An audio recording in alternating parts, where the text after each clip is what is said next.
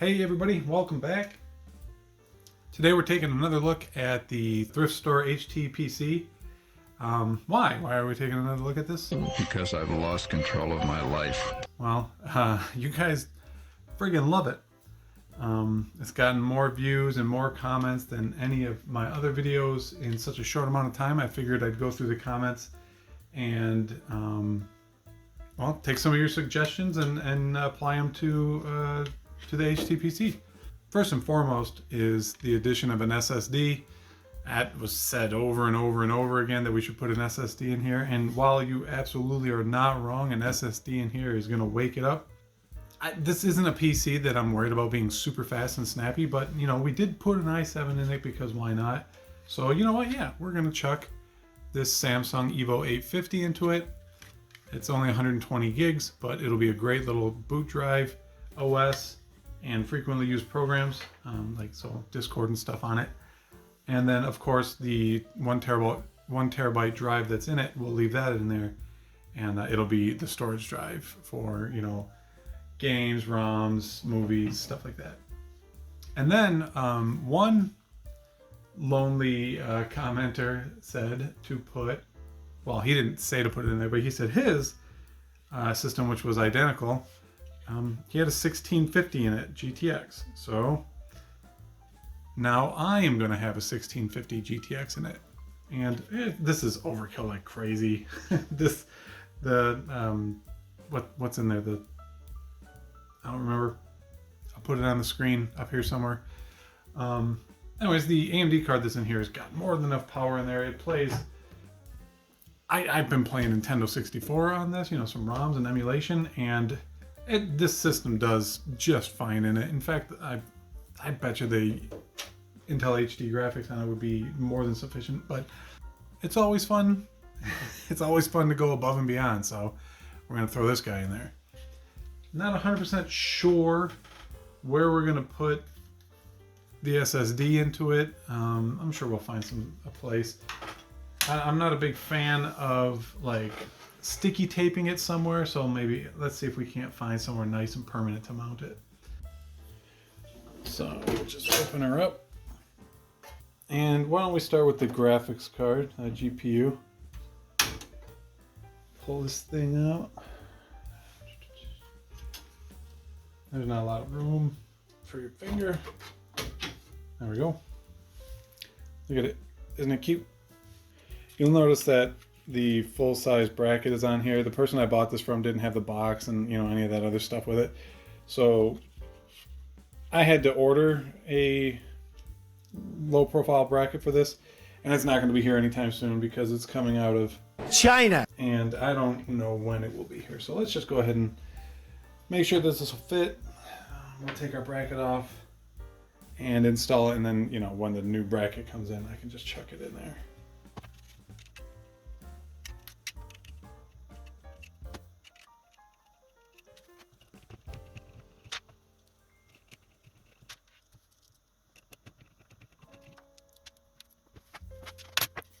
Alright, so now I am one of those guys that I talked about. That no bracket on there, we're going to just throw it in there. Send it.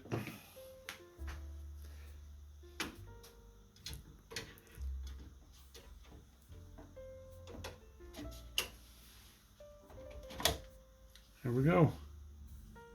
It's kind of... I don't like that. I mean, there's nothing I can do until I get the bracket, so we'll... It should be okay for now. We'll just have to be careful. And now let's scout out a nice spot for our hard drive. In a recent comment I got, they said that they believe you could mount your SSD down here somewhere, and well, they had said that you could mount it under your Blu-ray drive. And yeah, it's true. I could absolutely sticky tape it down there. There's a screw right here. Can I use that?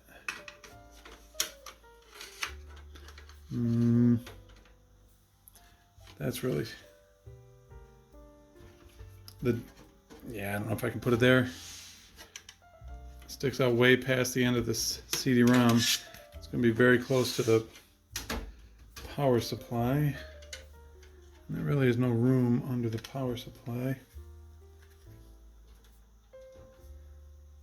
And I want to keep my card reader, you know, the multimedia reader, in this PC.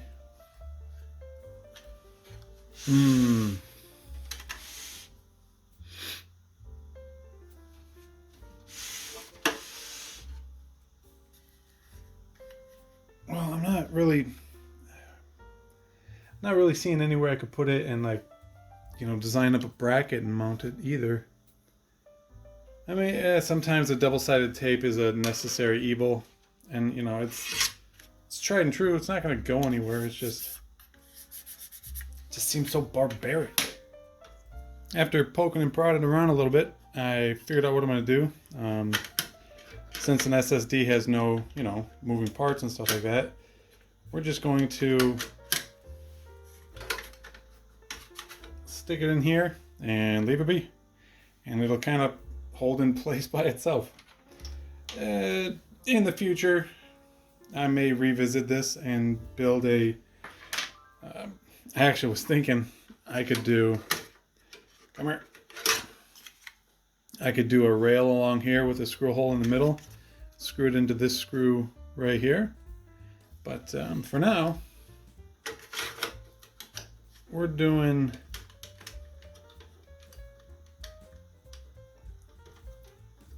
We're just going to do that and send it out as is.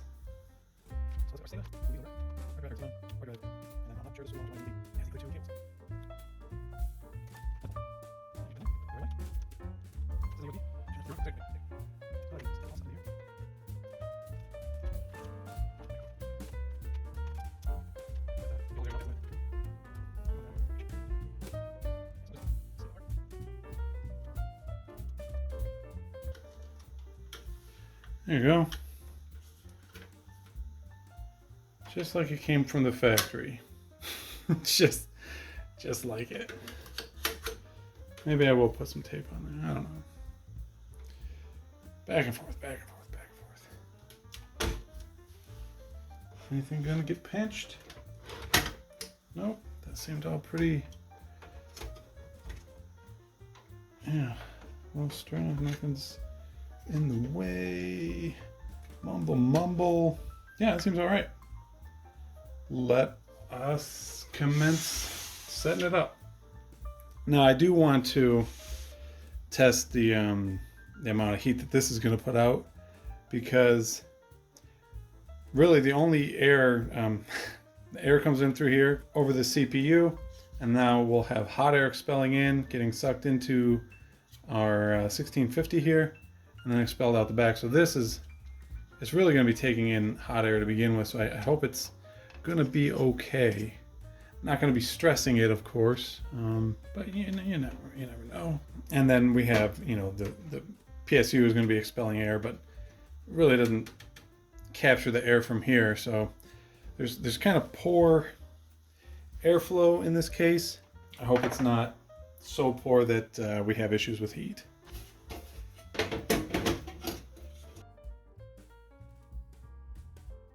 Okay, we are currently up and running. Fresh install of Windows, running off of the SSD. But for now, let us make sure that running the GPU hard will not cause any problems.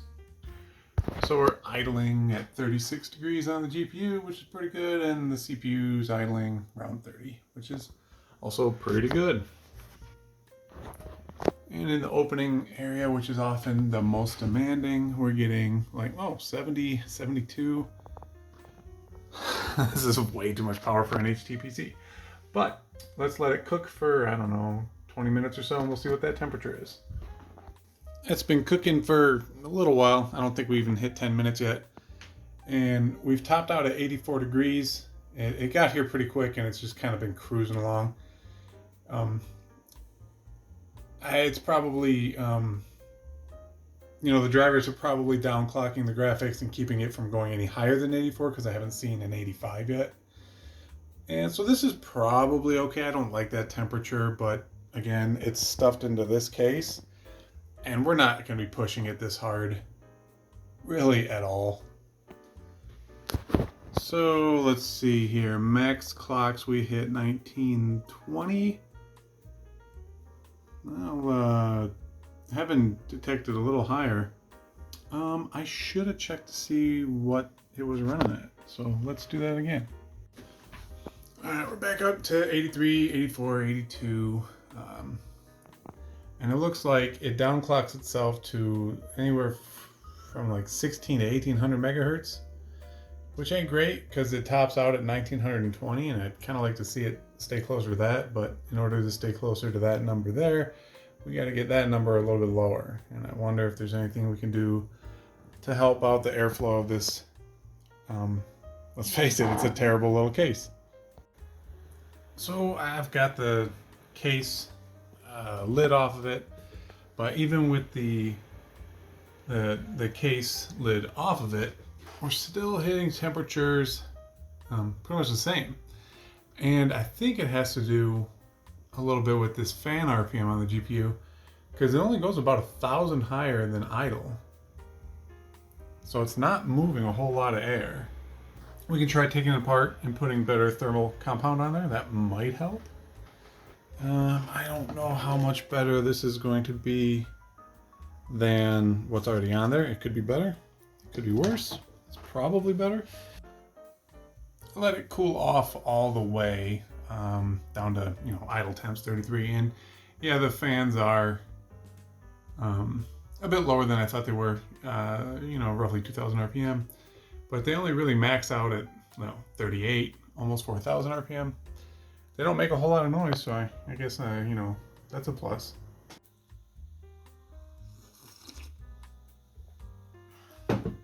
Happy Easter to you if you celebrate.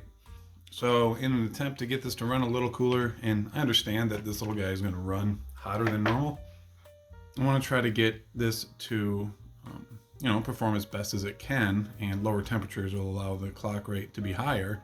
So we're going to see if we can't help it out a little bit. So let's take it apart. So it looks like every one of these screws have to come out.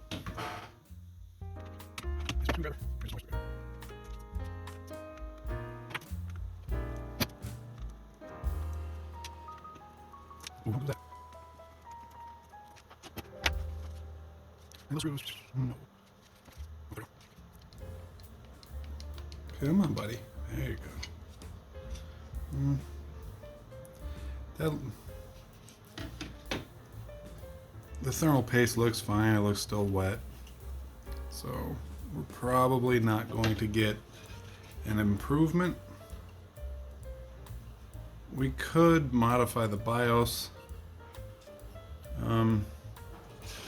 to let the fans spin up higher, higher RPM.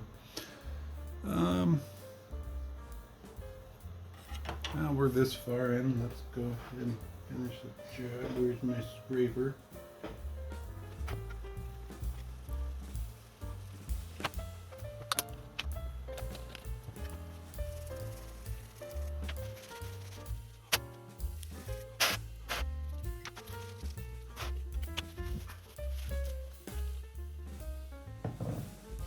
So I'm just using isopropyl rubbing alcohol, of course, to remove the old thermal paste.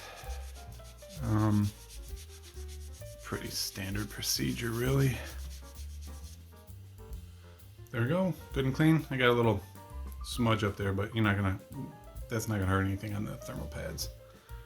So let's slap this juggernaut of graphical fidelity back together. Last time I tried to use this tube of thermal paste, I really had a hard time coming out of the tube. Not this time though.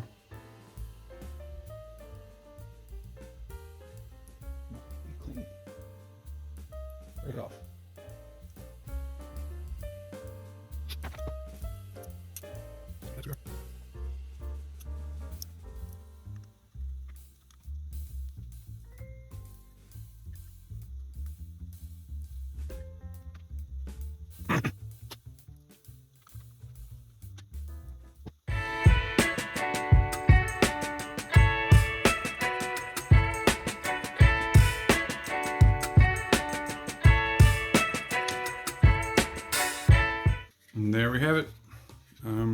was terribly exciting, but hopefully we can shave a couple of degrees off having done that.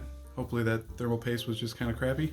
I mean, if not, the TDP, the max temperature for these, according to NVIDIA's website, it's like 96 or 92. I doubt this is going to get there because it'll clock itself down considerably before it gets up to any kind of temperature that actually hurts it. But it's that clocking down of the processor in there that's a problem. You start, dropping frames and stuff. Not that this machine is going to be used for a ton of gaming, but, I paid for the whole card. I want the whole card. Forget that little guy. There we go. It would have got real hot if we didn't plug that in.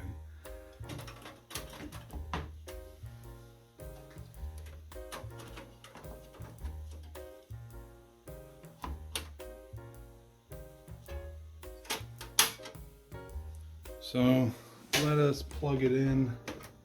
Make sure those fans spin.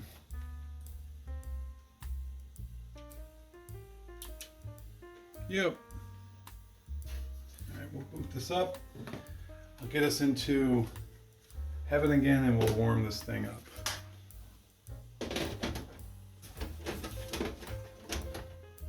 All right, we're just about to run here. Starting off on the GPU, 30 degrees is where we're sitting right now. I think it was a little higher at idle last time. I don't know. However, we're sitting at idle at 30 degrees. And the fans are chugging along at about 1900 RPM. All right, we'll let this run like I said last time, I'd let it run 20 minutes, but it really only took about 5 minutes to reach sort of max temperature. So even as we're sitting here and we just got past this first scene, we're already up to 48 degrees. So let's see what it gets to. All right, we've been cooking along for a little while. I don't think it's been 20 minutes, but we're hitting the same temperatures we did before, max at 84, so really nothing changed.